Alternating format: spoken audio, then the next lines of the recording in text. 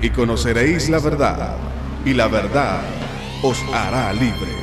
El Ministerio de la Enseñanza y la Evangelización, Jesús Soberano Señor, presenta Palabra de Iluminación, un espacio dedicado al estudio de las más reveladoras verdades iluminadas en las Sagradas Escrituras.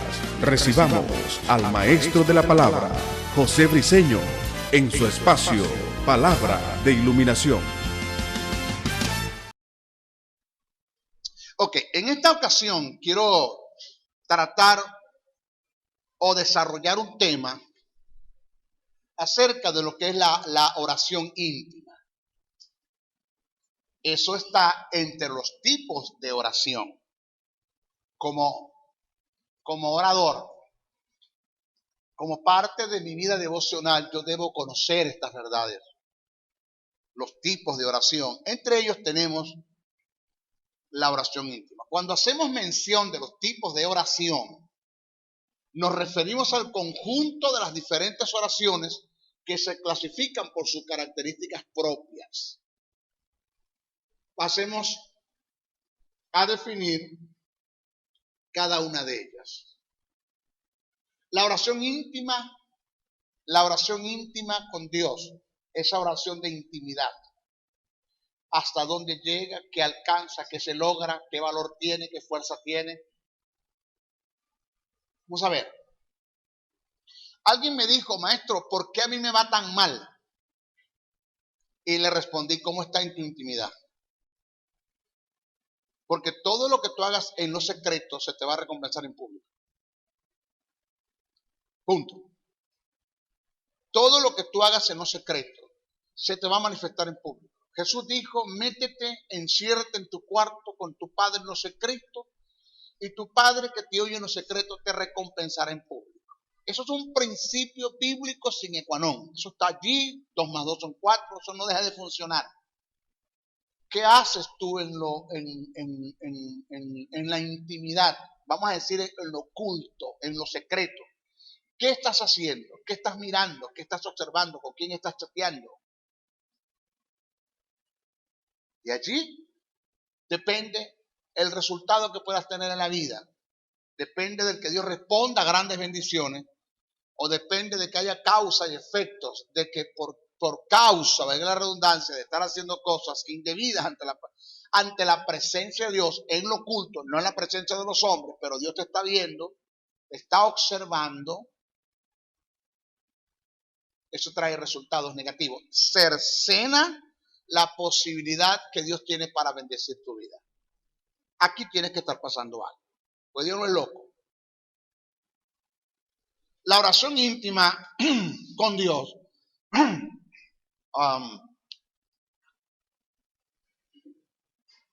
Quiero compartir con ustedes un campo relacionado con la oración y que es de suma importancia que a menudo lo visitemos. De esto depende el que podamos pasar a otros campos de oración. Es decir, de este tipo de oración dependen las demás oraciones. O sea, quien no desarrolle lo que es una oración íntima con Dios, no se meta con las demás oraciones. No se meta, porque no le va a funcionar. Ahora a usted se le prende el bombillo. Hoy va a entender algo que le voy a enseñar, que a lo mejor no lo ha entendido. Los discípulos quisieron echar fuera un demonio y no pudieron. El padre de aquel niño, de aquel joven que estaba endemoniado, le dijeron a Jesús, traje a tus discípulos mi hijo y no pudieron hacer nada por él. Jesús le dijo, generación incrédula y perversa, ¿hasta cuando estoy con ustedes? Este género no sale si no es con oración y ayuno. Primero, la palabra género no está hablando de la duda, está hablando del demonio. Este tipo de demonio, porque hay tipos de demonio. Este tipo de demonio, 1. 2, no sale si no es con oración y ayuno. La palabra ayuno, el término ayuno, no aparece en el texto original. Término ayuno, quítalo porque no está. Eso es catolicismo romano, eso lo añadieron allí, eso lo colocó San Jerónimo de Estridón, pero eso no aparece en el texto original, el término ayuno. Y cuando Jesús dijo este género no sale si no es con oración.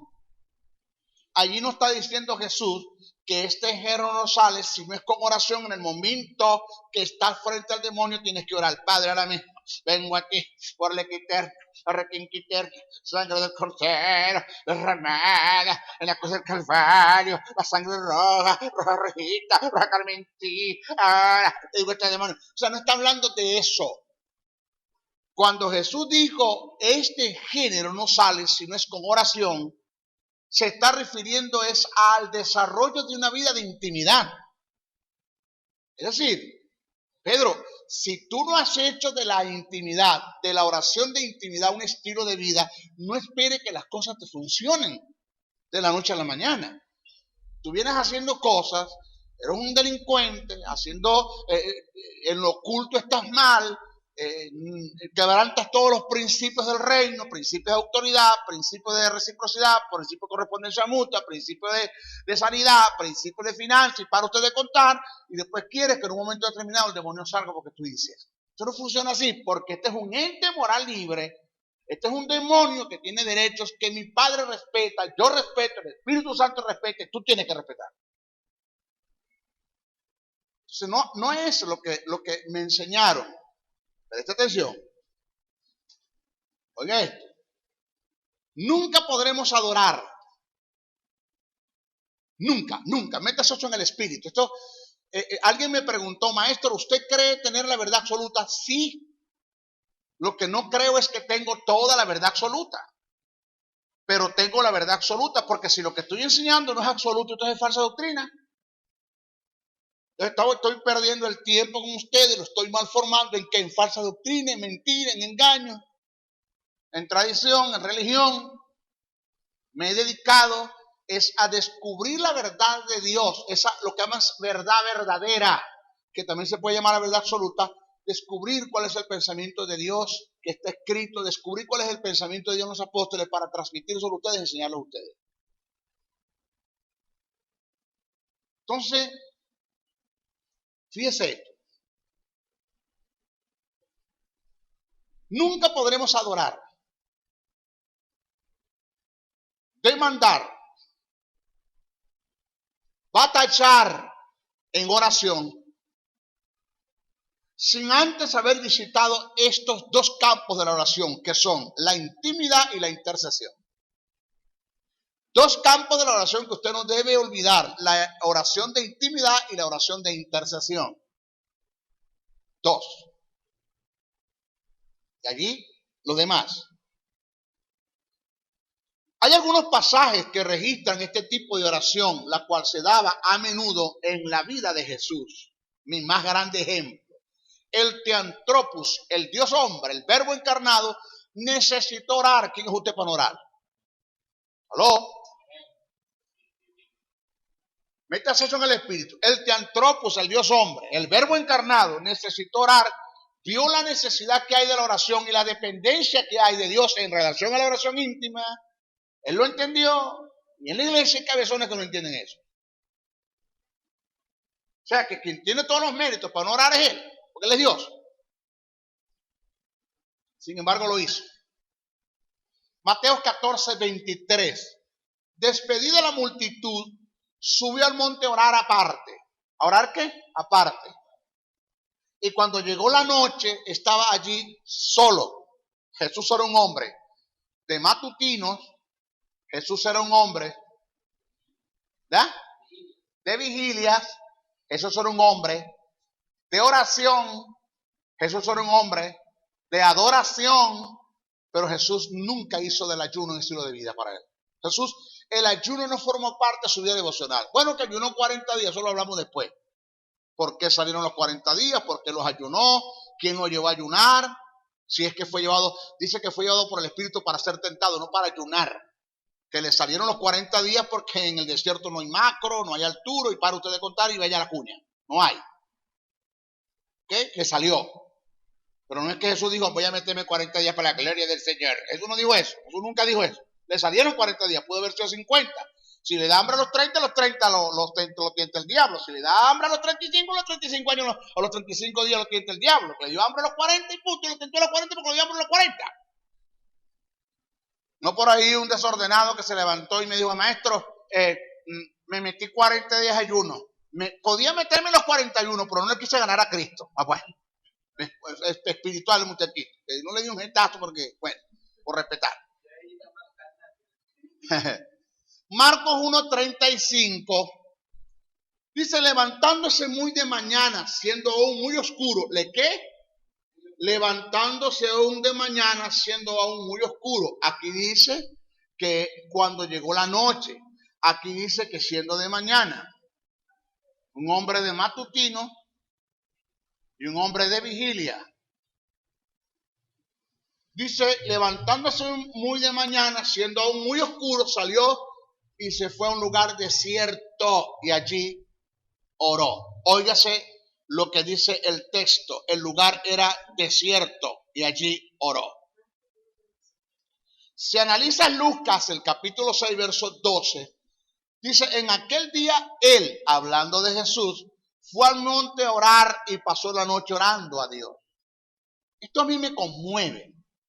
Esto a mí me conmueve que Jesús sí creyó en la oración. Jesús sabe y conocía el valor que tiene, el alcance que tiene, la fuerza que tiene, lo que podemos lograr, lo que Dios, cómo la oración puede mover a Dios. Con motivos correctos, Dios se mueve así. Mire, en este tipo de oración, la intimidad denota el más grande deseo que tiene una criatura de estar con su creador a solas. Porque oiga bien, cuando yo estoy con mi esposa en el lecho, solitos los dos, eso se llama intimidad. Pero cuando alguien entra a esa relación, eso se llama orgía. Es un tipo de fornicación. Ok, eso es una verdad paralela. Cuando usted está en un cuarto solo orando con Dios, hablando con Dios, meditando en Dios, en su palabra, usted tiene una vida de intimidad. Pero cuando alguien toca la puerta y te dice, mamá o mi amor, quiero orar contigo, esa persona rompe la intimidad y entra en comunión. Por eso que la vida de comunión, la oración de comunión no se debe faltar en el hogar. Como sacerdote debemos desarrollarla, reunir la familia, compartir un texto, cantar unos coros, una alabanza, que vaya de acuerdo a los principios del reino, adoren a Dios, entendiendo lo que es adoración, vamos a orar y vamos todo el mundo a dormir. Eso es comunión, pero intimidad, después que tú tuve comunión en la sala con su familia, le toca a usted ahora solo orar en intimidad con Dios. Porque Jesús oró en comunión, cuando fue a partir el pan, oró en comunión, pero también lo hacía en intimidad. Las dos cosas son necesarias, pero más la intimidad que la comunión. Porque usted puede tener comunión y no va a tener intimidad, pero usted teniendo intimidad, eso lo lleva a una comunión, porque lo que usted le está diciendo a Dios en oración, en intimidad, Dios está de acuerdo con lo que le está haciendo, es un tipo de comunión. ¿Estamos acá? ¿Sí? Ok, fíjese esto. En este tipo de oración denota el más grande deseo que tiene una criatura de estar con su creadora sola. La intimidad va más allá de la comunión, hasta el punto que se puede tener comunión con Dios y no estar en intimidad. En la intimidad hay más entrega. ¿Cómo? Más entrega. Es una relación donde no hay lugar para terceras personas. En la intimidad hay confianza, no hay reservas ni rodeos. En la intimidad hay una entrega total. Este es el sentido que presenta el apóstol Santiago cuando hace referencia al Espíritu Santo a favor nuestro. Santiago dice, eso está escrito en Santiago capítulo 4, verso 5, cito, Santiago dice, ¿o pensáis que las Escrituras dicen en vano, el Espíritu que Él ha hecho morar en nosotros, se cuenta, nos anhela celosamente? Nos anhela celosamente. El término que se utilizó en el griego para hacer referencia al anhelo del Espíritu para con nosotros es epipoteo, que en su más amplio sentido y valor indica una forma intensiva y ardiente codicia en el buen sentido de la palabra, producto del afecto, el amor que el Espíritu Santo siente por nosotros y a su vez por la relación que Él tiene con nosotros. Dios es el mayor interesado que el que se pueda dar una vida de intimidad entre Él y nosotros, que agotó todos los recursos para llegar a morar en nosotros y hacernos el camino fácil. Jehová Dios por nosotros, el Teantropos, Cristo, Jehová, el hombre, el Dios hombre, Cristo, Dios con nosotros, y el Espíritu Santo, Dios en nosotros. Se fue acercando. Óigase. En la intimidad, en la antigua dispensación, la relación de Dios con el hombre se denominaba Dios por nosotros, lo acabo de decir. En la dispensación de su Hijo, la relación de Dios con el hombre se denomina Dios con nosotros. Y en la dispensación del Espíritu Santo, la relación con Dios con el hombre se denomina Dios en nosotros. Se fue acercando más. Óigase. Usted no, hermano, hay que buscar a Dios. Es que Dios no está jugando en escondido. Dios ya está en nosotros. Ya Dios mora en nosotros. Es Dios el que busca al hombre. Dios es especialista en buscar al hombre. Buscó a Moisés. Busque usted. Casi la mayoría de los hombres fueron confrontados por Dios, encontrados por Dios. Los hombres no encontraron a Dios. La mayoría. Jesús fue el que escogió a sus discípulos. Él los buscó, él los consiguió. Ellos no consiguieron a Jesús. El más grande deseo de Dios es estar a solas con nosotros y escuchar las más grandes confidencias para poder dar respuestas a ellas. Jesús dijo, mas tú cuando ores, entras en tu aposento y cerrada la puerta, ora a tu Padre que está en secreto, y tu Padre que ve en lo secreto te recompensará en público. Mateo 6:6. La oración de intimidad es algo que se debe producir en la búsqueda unipersonal del creyente en su más grande anhelo de estar a solas con su Creador. Pero este tipo de oración, la de intimidad, se da también cuando Dios en su designio, ¿en su qué?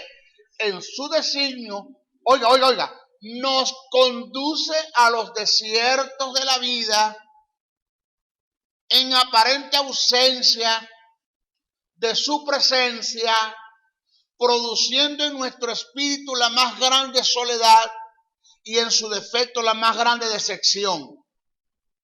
¿La qué? La más grande decepción. Oiga bien, creando una intensa necesidad de su presencia. Los desiertos de Dios nos enseñan y nos conducen a entender muchas cosas que ya se las voy a nombrar. Pero óigame bien esto, maestro, perdón. Usted dice la más grande decepción. Le hago una pregunta. Los que me están ahora escuchando a través de esta audioimagen por la web, contéstesela usted mismo. ¿Cuántos de los que están en la iglesia no han sufrido una decepción de parte de Dios? Todos. Que hemos aprendido a ver y a conocer la integridad de Dios en medio de esa decepción y aprendemos a no hacerlo. Porque no estoy hablando cuántos de nosotros a menudo se sienten decepcionados de Dios. Estoy hablando por lo menos pasó por un momento de decepción. Por un momento. Oiga bien esto. Présteme atención. Nosotros leemos Biblia, pero no estudiamos. Analice las escrituras. No las lea, analícelas. Señores, Jesús llega a Betania. Léalo bien, no me haga caso. Su nombre es Gloria. No me haga caso, léalo bien. Jesús llega a Betania. Comparte con la familia. Esa familia en el cual era muy querida por Jesús y Jesús era muy querido. Jesús los quería demasiado. Eran muy queridos por ellos. La familia de Lázaro, Marta, María. Y Jesús llega a su casa. O sea, porque usted lo lee en la Biblia en un ratico a su nombre gloria, pero usted no se da cuenta, según el contexto histórico, que Jesús llegaba a menudo a la casa de Marta a descansar y a la casa de Lázaro. Eran amigos, eran curruñas, eran panitas, era casi, tenían un parentesco, había una hermandad entre ellos. Never, un amigo, panito, un amigo. Un camarada que comparte su recámara. Lázaro era camarada de Jesús. Compartía su recámara, su baño, su paño, su jabón, su perfume. Amigo, panita. Comió. Esa noche cenó con ellos. En la mañana se levanta Jesús y lo primero que Marta le da es un cafecito. Calientito Jesús. Jesús te toma el cafecito. Lázaro se levanta. Se hace la higiene. Ya Jesús se va y todos se despiden de Jesús, como siempre lo han hecho, como toda la vida lo hicieron, como siempre lo han hecho. Míralo así, de esa forma. No lea Biblia por encimita, míralo así. Jesús le da un abrazo a Lázaro, le da un abrazo a Marta, le da un abrazo a María y un beso, un ósculo santo, y Jesús se va. 2 días después el tipo se enferma. Pero Jesús no está allí, Jesús está lejos de ellos. Pero 2 días después Lázaro se enferma. Está acá. Mandan un mensajero. ¿Quién mandó un mensajero? Marta y María. Porque la esperanza de ellos, ¿quién era? Jesús. El cual somos testigos de su ministerio. De los ciegos que vieron, de los sordos que oyeron, de los mudos que hablaron, de los endemoniados que fueron libres. Aquí está la solución. Dile a Jesús que Lázaro está enfermo. Le llegan y le dicen a sus discípulos le dan la noticia y el tipo se me queda 2 días más. Para 4. Se me queda 4 días. Esta broma como que a Jesús no le importó la noticia que le dieron, como que no le prestó atención a esto. Como que para mí el que está enfermo es uno más. Entonces viene y se aparece los 4 días cuando el hombre está muerto. ¿Cómo crees tú que se sentía Marta? Decepcionada.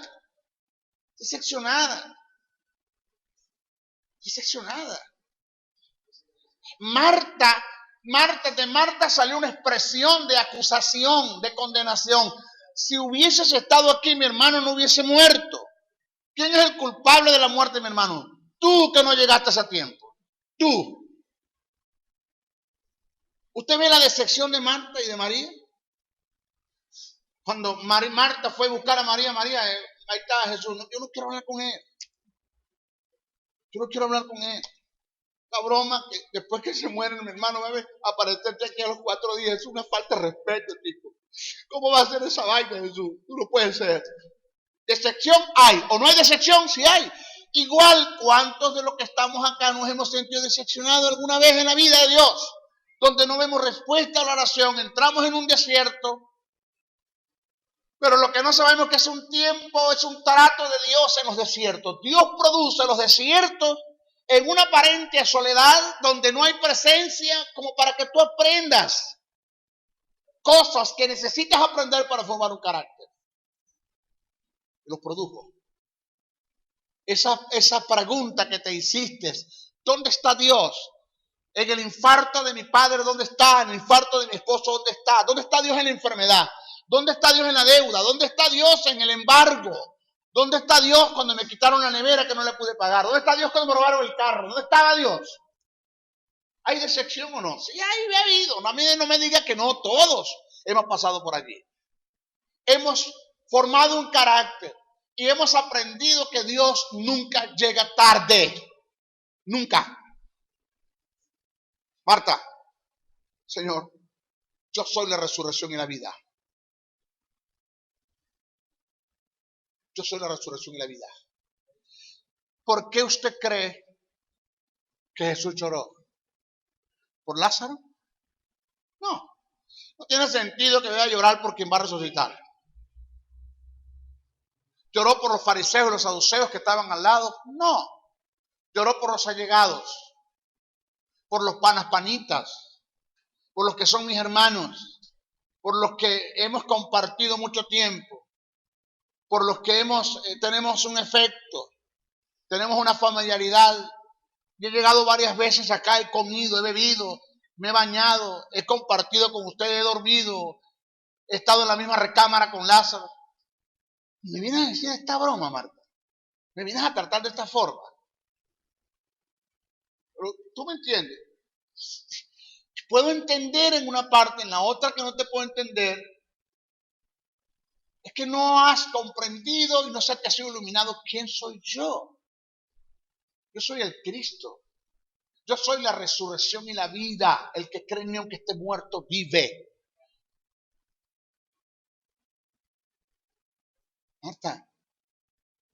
Marta, Señor, quita la piedra. Quita la piedra. Señor, sé que mi hermano resucitará los días postreros. No, ya.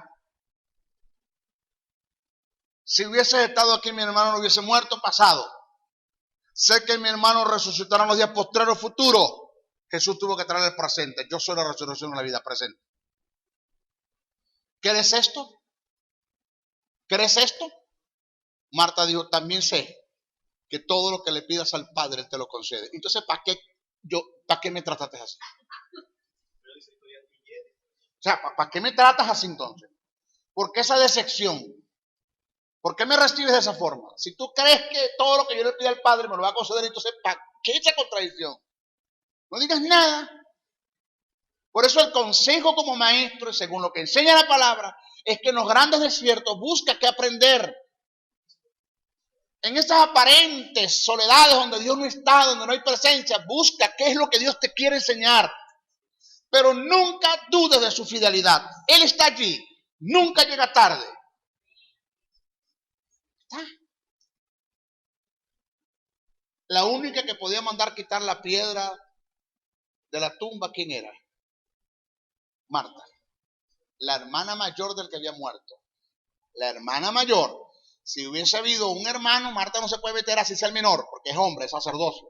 Pero no había más hermanos, hermanas, María y Marta y Lázaro, y era la mayor y era la autoridad, la que podía ejercer el sacerdocio. Manda a quitar la piedra. Yo te voy a dar a ti, Marta, que participes del milagro de Dios, que seas colaboradora de Dios. Quita la piedra. ¿Podían los ángeles quitar la piedra? Sí. ¿Necesitaba Jesús de que Marta mandase a quitar la piedra para quitarla? Él podía quitarla, él podía mandar ángeles a quitarla, pero tú tienes que creer. Esa decepción que tuviste de mí, yo la tengo que matar para que nunca más te decepciones de mí. Son interrogantes que nos hacemos. ¿Cuántos se lo han hecho? ¿Dónde está Dios? Vamos a estar claro. Vamos a sentarnos en el espejo de nuestra realidad y vamos a quitarnos las máscaras y entender que sí nos hemos decepcionado muchas veces de Dios. Reprendo al diablo, te decepcionará usted, maestro Briseño. Yo no. ¿Cuántos no preguntaron por qué? ¿Por qué esto sucedió? ¿Dónde estaba Dios? Como el padre que le mataron al hijo en la guerra y le llegó a su pastor y le dijo, ¿dónde estaba Dios cuando mataron a mi hijo? ¿Dónde estaba Dios cuando mataron a mi hijo? Y el pastor le dijo, en el mismo lugar que estaba cuando estaban matando el de él. Allí, Dios no se movió. Jesús del Padre, no. En tus manos encomiendo mi espíritu. Porque todo el mundo ve la historia de Job, a su nombre, gloria, que hombre de fe. Pero ¿cuántos no se decepcionó Job? Se cree que Job nació el 30 o 31 de febrero. Sí, se cree que nació. Por eso que febrero tiene 29 días, 28, porque Job dijo que desaparezca del calendario el día en que yo nací. Y por eso que febrero llegaba hasta 29, porque dice que desaparezca del calendario el día que yo nací. 29, febrero. Escuche. Mire, los desiertos de Dios nos enseñan y nos conducen a entender, ay mi mamá, que dicho desierto, oiga, es la más grande universidad de la vida. Es donde el Creador nos lleva a enfrentar nuestros temores. ¿Quién no ha tenido temores? Ahora mismo estuve pasando por un espíritu de sentencia de muerte. Una sentencia de muerte, una cosa tan diabólica que vivía en temores pensando de que en cualquier momento me dé un infarto. Y ando solo en la calle, en hoteles encerrados. Y eso me producía riñas, inseguridad, desasosiego, claustrofobia, de abrir la puerta, salir, porque no quería estar allí, sentía miedo de dormir solo. ¿Quién no? Combátelo.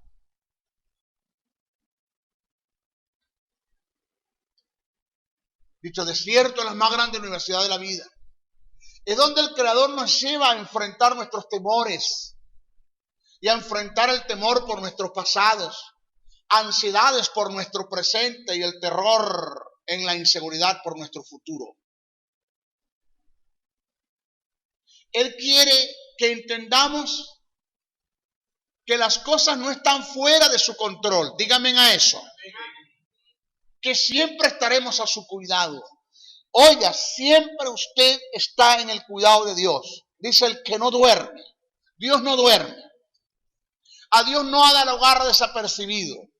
Nunca se pregunte, ¿dónde estaba Dios? Estaba contigo. ¿Por qué sucedió? Tiene sus razones. Tiene sus razones.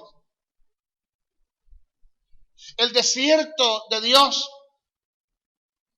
es donde Él nos lleva a entender la necesidad que se tiene de la vida de intimidad, el cual Él tanto anhela de nosotros y tanto desea.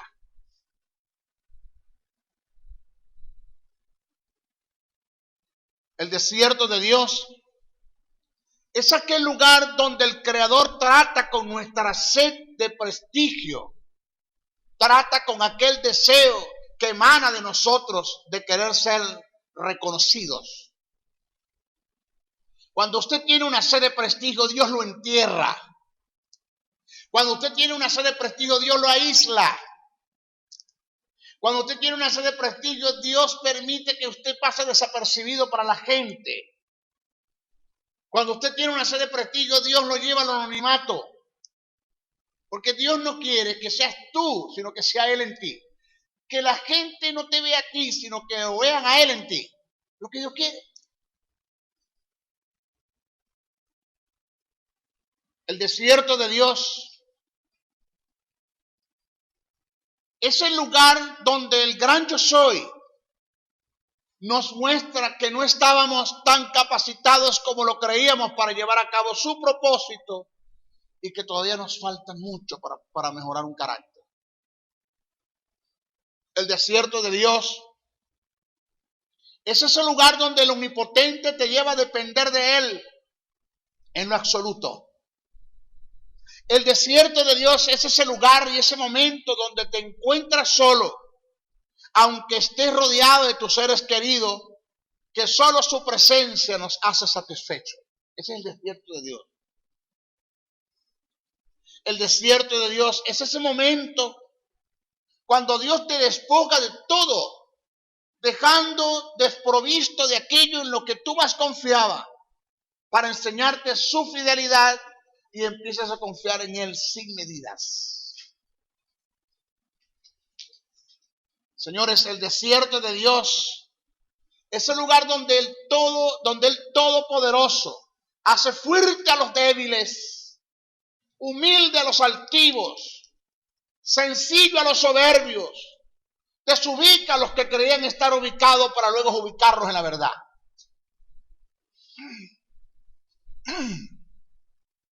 Hombre esforzado y valiente, le dijo Dios a Gedeón, que choto, cobarde.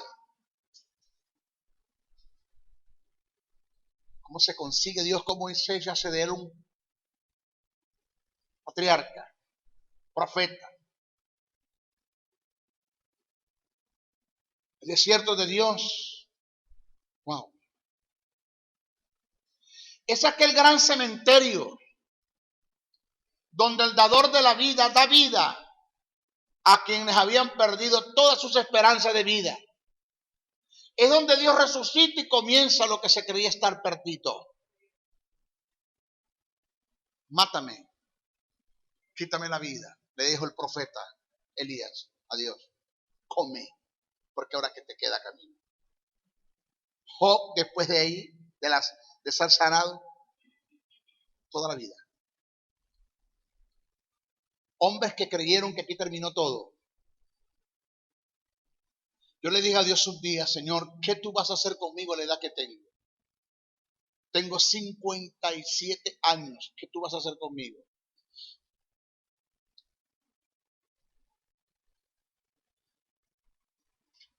Y Dios me habló. Uno, por un poema que emitió Facundo Cabral, argentino. Murió en Colombia, acribillado. Lo confundieron. Facundo Cabral dice, en la vida de los hombres, en la más alta edad, fue donde Dios hizo las grandes cosas.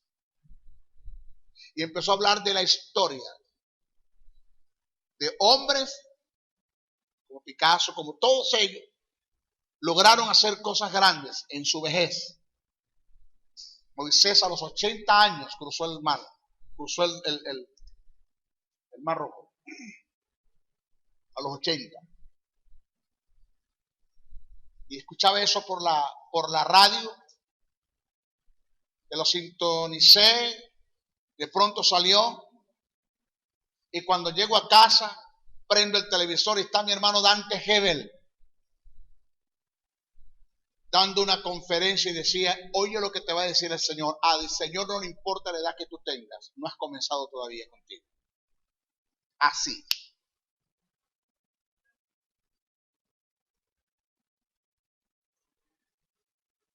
Mis hijos, el buscar atajos en el camino que Dios nos ha designado en el desierto, que Él ha producido, es como entrar en un callejón sin salida, del cual algún día tendremos que regresar. De no perderíamos el destino y el propósito de Dios para nuestra vida. Usted está en un desierto, piense. Es una universidad. Es tu más grande escuela. Vas a aprender de eso.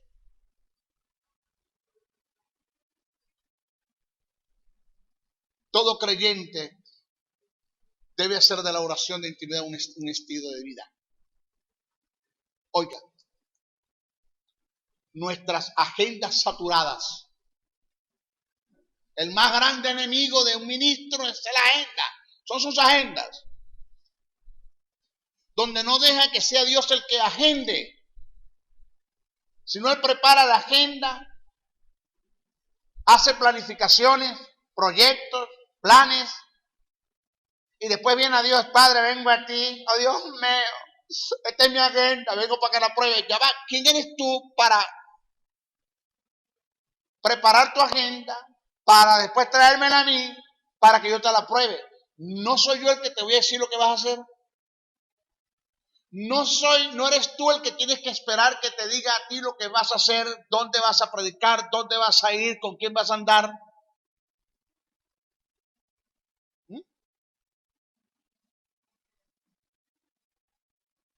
Es nuestro más grande enemigo, las agendas. ¿Dónde está su vida de intimidad con Dios? ¿Dónde está tu vida de intimidad? La empresa te está comiendo, es un monstruo que te está consumiendo y no hay intimidad. Porque sales a las 5 y llegas a las 6, 7, cansado, a echarte un baño que ni siquiera tiempo con tu esposa tienes. Para una relación sexual, ¿qué tiempo vas a tener para Dios? Siempre, maestro, me va mal, la cosa está dura, no hay yo qué hacer, pero el problema lo tienes tú. Porque cuando tú te metes en lo secreto y hablas con tu padre te recompensa en público. Eso es lo que dice la Biblia. O sea, yo no puedo hacer del ministerio un monstruo que me coma, que me arrope, que ocupe el lugar de Dios, que me haga desprovisto de la intimidad. Dos cosas no vamos a dejar de ser, digo Pedro. La oración, que tiene que ver con el mismo término de oración, cuando digo este género no sale sino con oración. De eso está hablando Pedro. Dos cosas no vamos a dejar de hacer: de tener intimidad con Dios y de estudiar la palabra. Las dos cosas que un ministro no debe fallar, que un feligrés no debe fallar, no debe descuidar, siempre tiene que estar en usted. ¿A qué hora se levanta usted para el trabajo? 5, párese a las 4. Dedíquele a Dios media hora, intimide. No salga a las labores sin antes hablar con su Señor. No salga a las labores sin antes pedir la protección de los ángeles. No lo haga. Los ángeles son espíritus ministradores que usted se los puede pedir al Padre para que los envíe cuando se requiere, cuando la ocasión amerite. Ellos van a venir para guardarle de cualquier robo, de cualquier atraco. Pero usted salió desnudo, desprovisto. Usted no oró, usted no habló. Usted viene a orarle a Dios en relación a una enfermedad cuando le dice que está enfermo. Pero ¿quién le da a Dios en su intimidad gracias porque está sano? Nadie. Usted viene a Dios a orarle al Señor por su problema financiero cuando tiene un embargo. Pero ¿quién le da gracias a Dios teniendo dinero en su intimidad? Porque tiene que esperar el momento difícil para venir a Dios. ¿Por qué? Porque tiene que haber desajustes que te llevan a la intimidad. Cuando la intimidad te puede librar de todos los ajustes. De todos.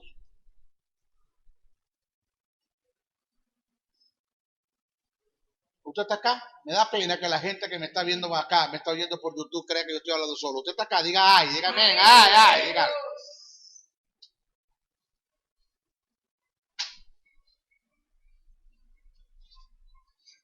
Nuestras agendas saturadas y nuestras múltiples ocupaciones son el principal y más grande enemigo de nuestra intimidad con Dios. Oiga, en ocasiones Dios produce la soledad en nosotros. ¡Wow! ¿Cómo? Dios produce la soledad en nosotros, permitiendo que seamos ignorados de los que nos rodean, quitando todos los obstáculos para conducirnos a la intimidad. Pero aún en la soledad buscamos la compañía de otros, ignorando que dicha soledad es parte de su lenguaje donde te dice que requiere intimidad contigo. La intimidad es el acto de encontrarse con Dios, dejarse estar en su presencia, olvidar el ruido de la ciudad y aprovechar la soledad, y en la quietud darle la adoración que merece y expresarle nuestras más grandes confidencias, encontrarnos con Él en la meditación de su palabra, en oración con acciones de gracia. Nunca debemos conformarnos con observar la intimidad experimentada por otros y los resultados que ésta produce, sino ser protagonista de la vida de intimidad, de esa vida de intimidad que debemos tener con Dios y de sus resultados. Un creyente se convierte en mero espectador ante los ojos de Dios si su vida carece de intimidad, y por consiguiente nunca podrá ver ni tener resultados en el propósito que Dios ha designado para él. Cuando leí los libros de Kathryn Kuhlman, cuando leí los libros de Smith Wigglesworth, el apóstol de la fe, cuando leí los libros de Frederick Spry, cuando leí los libros de Kenneth Hagin, de Kenneth Copeland, lloraba: Señor, ¿cómo te mueves en esos hombres? Eso está bien, es con ellos, pero ¿vos qué? O sea, no te conformes con los resultados de la vida de intimidad de otros. Yo quiero que tú seas un protagonista, que tú produzcas la presencia con la intimidad. Lo que yo quiero. Yo quiero que no seas esclavo de la enfermedad. ¿Qué tiempo tienes con esa enfermedad? ¿Por qué está? Porque no hay intimidad. Ya yo te sané. ¿Por qué siempre la deuda? ¿Por qué la queja? ¿Por qué el gobierno? ¿Por qué tengo que irme a bachaquear muchas veces? O hacer cola para adquirir un alimento. ¿Dónde está el Dios que es proveedor? ¿Por qué te preocupa la situación de Venezuela? En un sentido te debe preocupar, porque es tu nación, es Venezuela, debes orar por ella, pero a ti no te va a afectar eso. Tú vas a hacer la solución del problema, no te vas a meter en el problema, tú vas a solucionar. Tú vas a hacer el bálsamo de la gente que te va a llegar llorando, que está preocupada por la situación. Tú vas a ser esa persona que le va a enseñar a la gente que hay presencia, que Dios está en el negocio. No te enredes. Eres uno más. ¿Qué dice Pablo? No os conforméis a este siglo. La palabra conformar significa molde. Lo que Pablo dijo es, no te metas en el molde del mundo, sal de allí. Nosotros somos ciudadanos del reino de los cielos. Nuestra ciudadanía viene de arriba, de lo alto. Somos colaboradores, somos embajadores. Ahora, yo tengo que creer eso. Yo tengo que creerlo. Me dijo una hermana, maestro, ¿cómo usted ve la situación en Venezuela? Le digo, buena la pregunta, ¿cómo la veo? Porque si tú me preguntas, maestro, ¿le ha pegado a la situación? No. ¿Cómo usted la ve? Puedo darte testimonio cómo la veo. Mal. ¿Pero estoy pasando? No, porque Dios me libre de todo eso. Cuando usted presenta el libro de Habacuc, lea el libro de Habacuc, Habacuc te presenta un caos total. No hay higuera, no hay vino, no hay uva, no hay vaca, no hay queso, no hay mantequilla, no hay leche, nadie viene a trabajar. ¿Qué es esto? Un peladero. Pero con eso yo me gozaré en Jehová, el Rey de mi salvación. Punto. Esas son verdades que están acá, pero que te vas a asegurar de ellas en la intimidad con Dios. En vez de llorar y de preocuparte, de rascarte la cabeza, de estar pendiente, de estar asustado. Ay, métese con Dios. Me llegó una hermana, maestro Briseño, la situación está tan difícil que tenemos que comernos nosotros con nosotros. No, mientras yo tenga a Dios no tengo que morder una nalga a nadie, hermano. A nadie, no tengo que comer a nadie, un mordisco, a nadie. Porque Dios suple mis necesidades. ¡Aló! ¡Amén! Soy Dios. Ya, a nadie. Yo no tengo que hacer eso. Porque Dios suple mis necesidades. Ya, punto. Todas las grandes cosas. Nunca se me olvide esta verdad. Todas las grandes cosas que Dios hizo en los hombres, que llamó, vinieron como producto de la entrega que tuvieron con Él en su intimidad. Nunca te olvides que lo que hagamos para Dios está en proporción directa de lo que seamos en Él, y lo que seamos en Él depende de lo que recibamos de Él, y lo que recibamos de Él está en proporción directa del tiempo que pasemos en intimidad con Él.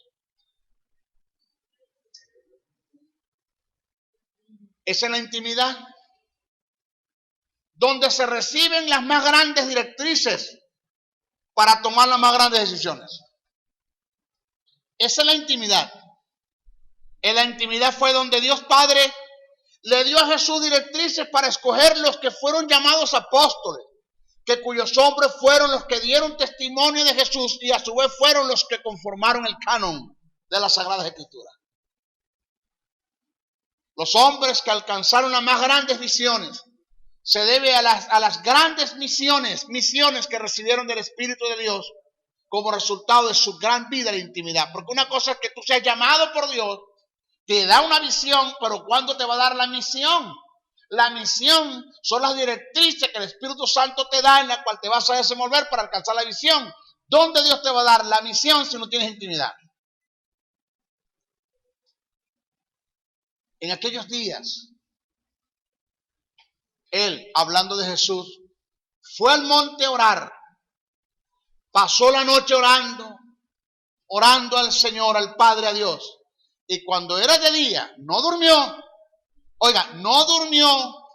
llamó a sus discípulos y escogió a 12 de ellos, y a los cuales también llamó apóstoles. ¿Qué cree usted que Jesús estaba recibiendo en la oración? El nombre de los 12 apóstoles. Dios le estaba diciendo lo que vas a escoger, pero tengo 5,000 allí, son 12. ¿Y cuál? Estos son los que vas a escoger. 12. Pero pasó la noche orando. Decisiones que la gente toma sin consultar con Dios, sin consultar con el Espíritu, sin tener intimidad. Comprar, vender, pasar una frontera, mudarse, alquilar, casarse, hacer un pacto o una sociedad. Son decisiones que te maldicen la vida si no son dirigidas por Dios. Solo Dios conoce el corazón de ese hombre o esa mujer en el cual tú quieres hacer sociedad. Dios lo sabe. Dios sabe la puñalada que te va a dar en 5 años adelante. Dios lo sabe. La prognosis, Dios sabe todo. En la intimidad te va a decir, no lo hagas. No lo hagas. Entonces tenemos una mujer que ora en intimidad y como el tipo no se mete en oración, Dios le revela a la esposa en intimidad y se lo dice y entonces tú eres metida. Reprendo al diablo. ¿A quién fue que Dios le dijo? ¿A quién fue que Dios usó para que le dieron la palabra a Pilato para que soltara a Jesús? A su esposa. A su esposa le dio una palabra y la esposa le dijo a Pilato y Pilato le paró y se lavó las manos. En la intimidad. Fue la intimidad donde se tomó las más grandes decisiones bajo una intensa agonía, la cual terminó o determinó el destino de la humanidad. Y salió y se fue, como solía el monte de los olivos, y sus discípulos también le siguieron. Cuando llegó a aquel lugar les dijo, orad que no entréis en tentación, y él se apartó de ellos a distancia como de un tiro de piedra, y puesto de rodillas oró, diciendo, Padre, si quieres pasa de mí esta copa, pero que no se haga mi voluntad sino la tuya. Y se le apareció un ángel del cielo para fortalecerle, y estando en agonía oraba más intensamente, y era su sudor como grandes gotas de sangre que caían hasta la tierra. Lucas 22, 39, 44. Padre trató con él. ¿Estaba Satanás en el Getsemaní? Sí, ha llegado la hora de las tinieblas, dijo Jesús. Estaba allí, pero estaba el Padre. Después que libró el conflicto, envió un ángel para darle directrices en la intimidad. En el bullicio no, en el ruido de la ciudad no. Fue en la intimidad, donde Moisés recibió los 10 mandamientos de parte de Dios para conducir a un pueblo a la santidad, preservándolos para su propósito, que de cuyo pueblo viene la descendencia del Mesías. Fue en la intimidad. Jesús se fue solo. Moisés lo dejó al monte, al pie del monte, no a Josué, al pie del monte, no se lo llevó, voy solo. No es que yo quiera ir contigo, no, porque rompes la intimidad y entramos en comunión, yo solo. Al llegar el tiempo, Josué, que tendrás que hacerlo solo también. Y Jehová dijo a Moisés, escribe tú estas palabras, porque conforme a estas palabras he hecho pacto contigo y con Israel. Y él estuvo allí con Jehová 40 días y 40 noches. No comió pan ni bebió agua. ¿Qué hay allí? Milagro. No hay inanición, no hay deshidratación. Un milagro. ¿Quién sostiene a uno en la intimidad? Dios. Y escribió en tablas las palabras del pacto de los 10 mandamientos. Fue en la intimidad donde Ananías recibió directrices de parte del Espíritu Santo concerniente a la vida de Pablo. Y a su vez en la intimidad donde Pablo recibió información acerca de la visita de Ananías, convirtiéndose quien Pablo, en el más grande pregonero del Evangelio y el más amplio escritor de las verdades de Dios, por ser quien recibió las más grandes profundidades en cuanto a la revelación. ¿Pero dónde lo recibió? En la intimidad. En la intimidad fue donde el profeta Daniel y el apóstol Juan y el apóstol Juan en diferentes dispensaciones que recibieron de Dios las impresionantes revelaciones e iluminaciones concernientes al fin de los tiempos, revelaciones que parte de ellas ya se han cumplido y otras faltan por cumplirse sin lugar a dudas, pero fue la intimidad en diferentes etapas, épocas, años, dispensaciones. Indiscutiblemente, es en la intimidad donde vamos a recibir de Dios las directrices que cambiarán el destino de las naciones. ¡Wow! Para Dios no es suficiente que tengas comunión con Él. Él quiere algo más, Él quiere intimidad. Hay una gran diferencia entre lo que es comunión e intimidad. La comunión es un acuerdo. La intimidad es una entrega sin reservas. Se puede estar en comunión y no estar en intimidad, pero estando en intimidad podemos alcanzar la comunión. Pero necesitamos desarrollar la vida de intimidad. Amén. Ok, bendiciones, bendiciones, bendiciones. Gracias por acompañarnos en Respuestas del Maestro. Para realizar tus preguntas en un próximo programa, envíalas a través de los correos respuestasdelmaestro77@gmail.com, respuestasdelmaestro77@hotmail.com. Mil bendiciones y hasta una nueva edición.